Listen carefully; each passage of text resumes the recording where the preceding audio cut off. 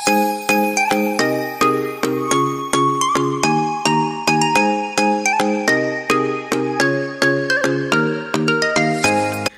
అందరికీ, second day of our ట్రిప్లో lava glass garden చూసేసాక ఒకవేళ ఆ వీడియో కనుక మీరు చూడకపోయింటే కింద డిస్క్రిప్షన్లో ఇచ్చేసాను, చూసేయండి. సో ఈ యార్డ్ దగ్గరికి వచ్చేసాం. మోరీ రాక్ కార్వింగ్స్ చూడడానికి వెళ్తున్నాం. ఇది 2 స్టేర్స్ యార్డ్. డెక్ యాక్సెస్ చేయడానికి డోర్ ఉంటుంది, దాని పక్కనే కూర్చున్నాం అనమాట. So that we can see the extraordinary views. సో డెక్లో నుంచి ఇలా ఉంది వ్యూ. పక్కన చిన్న బోట్స్ కనిపిస్తున్నాయి కదా, అవి కూడా మోరీ రాక్ కార్వింగ్స్కి వెళ్తాయి. వాటర్ చూసారా లేక్లో ఎంత ట్రాన్స్పరెంట్గా ఉన్నాయో. లక్కీలీ వెదర్ కూడా చాలా బాగుండింది ఆ రోజు. సో మనం డెక్ మీద కూడా కొంచెం టైం స్పెండ్ చేయొచ్చు. ఇప్పుడు మనం వెళ్ళే లేక్లో ఫిషింగ్ కూడా చేస్తారు, అందుకే ఫిషింగ్ రాడ్స్ కూడా పెట్టారు. ఇక్కడ కోల్డ్ అండ్ వార్మ్ బివరేజెస్ కూడా ఉన్నాయి. ఇలా ఉంటుంది యార్డ్లో seating arrangement. Back side deck చూద్దామని వెళ్తున్నాం. ఇటు పక్క నుంచి అప్ స్టేర్స్ కూడా వే ఉంది. ఈ రైలింగ్కి ఫిషింగ్ రాడ్స్ని పెట్టారు. ఈ కార్వింగ్స్ చూసి వచ్చే రిటర్న్లో ఒక హాఫ్ అన్ అవర్ ఐడియల్గా ఉంచుతారు, so that they can do fishing.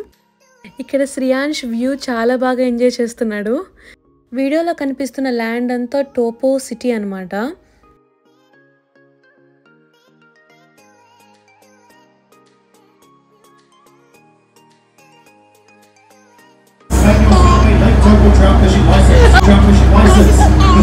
ఇదొక చిన్న ఐలాండ్ టోపోకి దగ్గరలో.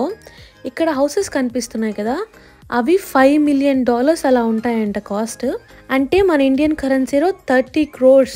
ఇక్కడ శ్రియాంష్ న్యాప్ తీసుకుంటున్నాడు. మాకు యాట్లో మఫిన్స్ కూడా సర్వ్ చేశారు. మోరీ రాక్ కార్వింగ్ విశేషాలకు వస్తే, మోరీ అనేది ఒక తెగ. న్యూజిలాండ్ లో చాలా మంది మోరీ లాంగ్వేజ్ నేర్చుకుంటారు. న్యూజిలాండ్ ని ఔటరోవా అని కూడా అంటారు. మిస్టర్ మెటాహీ బ్రైట్వెల్ రాక్ కార్వింగ్ చేశారు. ఇది 1970s లో తీసిన పిక్చర్. ఈ కార్వింగ్ ఓవర్ 10 meters హైట్ ఉంటుంది వాటర్ లెవెల్ నుంచి. వాటర్ వే యాక్సెస్ ఉంది ఈ స్కల్ప్చర్ చూడటానికి. 1976 లో మెటాహీ బోట్ రైడ్ కి వచ్చారు. వచ్చినప్పుడు ఇలా ఎంప్టీ క్లిఫ్ కనిపించింది. అప్పుడు అనుకున్నారంట ఖచ్చితంగా ఒక స్కల్ప్చర్ ని కార్వ్ చేయాలి అని. నగటరాంగి అతని ఫేస్ ని ఇక్కడ కార్వ్ చేశారు. అతన్ని ఇక్కడ ఒక దేవునిలాగా వర్షిప్ చేస్తారు కొంతమంది.